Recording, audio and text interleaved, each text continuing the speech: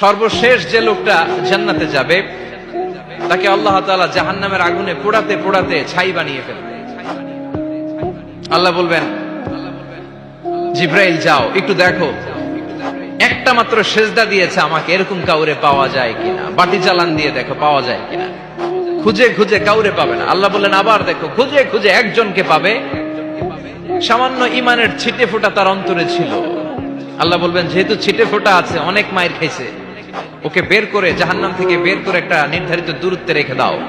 রেখে দেয়া হবে, কিন্তু জাহান্নামের আগুনের লেলিহান শিখাতে তার গা ঝলসে যাবে।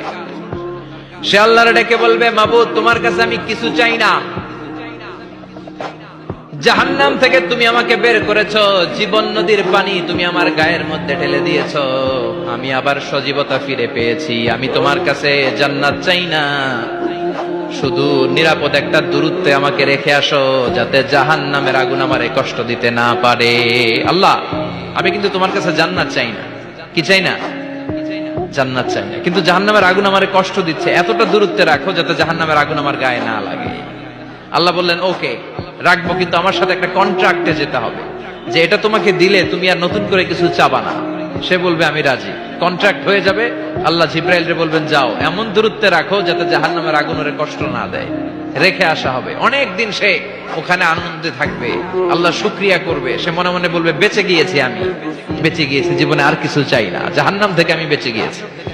অনেকদিন থাকার পরে মনে মনে ভাববে, বাইসা তো গেছি, কিন্তু নতুন করে একটু ট্রাই করে দেখি, জাহান্নামের সৌন্দর্যের দৃশ্য একটু চোখ দিয়ে অবলোকন করা যায় কিনা। সে আল্লাহরে ডেকে বলবে, আল্লাহ ইনদি সুআল, আমার একটা ফরিয়াদ আছে। কি ফরিয়াদ? আল্লাহ আগেই বলে রাখি, আমি কিন্তু জান্নাতে যেতে চাই না। আল্লাহ বলবেন, কি চাও?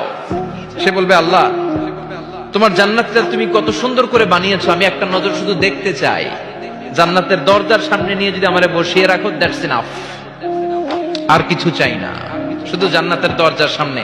আল্লাহ বললেন, তুই না ওয়াদা করেছিস, তুই না চুক্তি করেছিস। সে বলবে, আল্লাহ আমারে হতভাগা বানাইয়া তোমার কি লাভ? সুবহানাল্লাহ পড়েন। আমারে তুমি হতভাগা বানিও না। আল্লাহ বলে, ঠিক আছে, আবার সিগনেচার কর যে জান্নাতের দরজার সামনে বসিয়ে দিলে আর কিছু চাবি না। সে সিগনেচার করে বলে, আমি চাবো না। আল্লাহ বললেন, জিব্রাইল বেচারারে ধরে জান্নাতের গেটের সামনে বসায় দে। এবার জান্নাতের গেটের সামনে বসে বসে জান্নাতের সৌন্দর্য দেখা শুরু করবে। সুবহানাল্লাহ। এমন সৌন্দর্য যেটা চোখ দিয়ে কেউ দেখে নাই, কান দিয়ে শোনে নাই। ওই সৌন্দর্য চোখে দেখে, কান দিয়ে আওয়াজ শুনে মাগার ভোগ করতে পারে না। অন্তরে জ্বালা আছে না নাই? এয়ার কন্ডিশনের রুমে ঢুকতে না পারলেও, এয়ার কন্ডিশনের রুমের দরজার বাইরে দাঁড়ালো, এয়ার কন্ডিশনের রুমের একটা ঠান্ডা বাতাস গায়ে লাগে না? কথা বলেন তো। ও যখন জান্নাতের দরজার সামনে দাঁড়াবে, ওর গায়েও এরকম জান্নাতের ঠান্ডা বাতাসের হিমেল ছোঁয়া গাটাকে শীতল করে দিবে। ওই শীতল হয়ে যাওয়ার পরে আর তো সহ্য হবে না, আবার আল্লাহরে ডাকবে। মনে মনে ভাববে, আর একটু ট্রাই করি না, দোষ কি, আস্তে আস্তে অনেক দূর তো আগাইছি। সুবহানাল্লাহ কইবেন না? এবার আল্লাহরে বলবে, আল্লাহ ইনদি সুআল, আল্লাহ তুমি যদি কোনো বিষয়ে নতুন করে ডিসিশন নাও, তোমারে জিজ্ঞেস করার মতো কি কেউ আছে? আল্লাহ বলেন, না, আমি তো সব রাজার বড় রাজা, মহারাজা, আমার উপরে তো কারো কথা চলে না।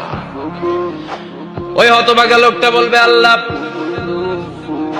এত সুন্দর জান্নাত তুমি বানালাম, চোখ দিয়ে সৌন্দর্য দেখি, কান দিয়ে আওয়াজগুলো শুনি, হুর আর গেলমান হেঁটে বেড়ায়, এত সুন্দর জান্নাত চোখ দিয়ে দেখি, ঢুকতে পারি না, আমারে কষ্ট দিয়ে তোমার কি লাভ?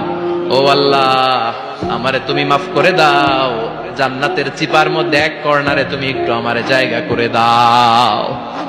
আল্লাহ বলবেন, ওয়াই হাক ইবনা আদম, তোর ধ্বংস হোক হে আদম জাত, মা আগদারাকা, তোর চেয়ে বড় গাদ্দার আমি আমার সৃষ্টিকুলে কাউরে দেখি নাই, কারণ তুই আমার সাথে চুক্তি করিস আর চুক্তি ভঙ্গ করিস। আল্লাহর রহমতের দরিয়ায় তখন জোশ খেলে যাবে, ওর আকুতি মিনতি চাহনি আল্লাহর রহমতের দরিয়ার মধ্যে জোশ লাগিয়ে দিবে। আল্লাহর দয়া হয়ে যাবে, মায়া হয়ে যাবে। আল্লাহ বলবেন, ঠিক আছে, জান্নাতে যা। লোকটা এবার এক দৌড়ে জান্নাতের ভিতরে ঢুকে যাবে। লোকটার দৌড় দেখে আবার লোকটারে আল্লাহ ডেকে বলবে, একটু দাঁড়া, একটু দাঁড়া, জান্নাত তো দিছি, তো দৌড় দিলি কেন? সুবহানাল্লাহ কইবেন না? লোকটি বলবে, আল্লাহ প্ল্যান তো আমি কম করি নাই, এত চেষ্টার ফলে আমি আসতে পারছি, আবার যদি তুমি বাইর করে দাও, এই জন্য এক দৌড়ে এমন চিপার মধ্যে লুকামো যাতে তুমি আমার না দেখো।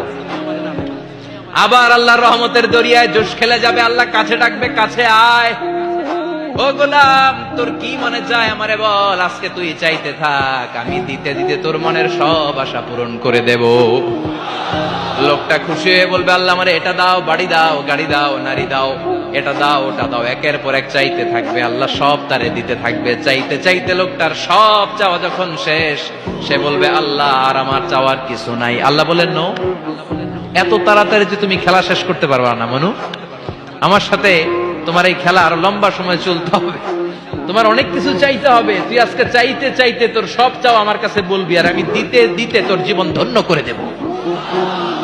সে আবার চাইতে শুরু করবে, আল্লাহ এটা দাও, ওটা দাও, ওটা দাও, আল্লাহ দিতে দিতে সব দিবে। এরপরে বলবে, আল্লাহ মাফও চাই, দোয়াও চাই, আর চাওয়ার কিছু নাই। আল্লাহ বলবেন, তাই ঠিক আছে, তোরে আমি জান্নাতে ঢুকাই দিলাম, তবে মনে রাখিস তোর জান্নাতটা হবে সবচেয়ে ছোট জান্নাত, আর তোর জান্নাতটা হবে এই পৃথিবীর 10 গুণ। চিল্লা এখন সুবহানাল্লাহ।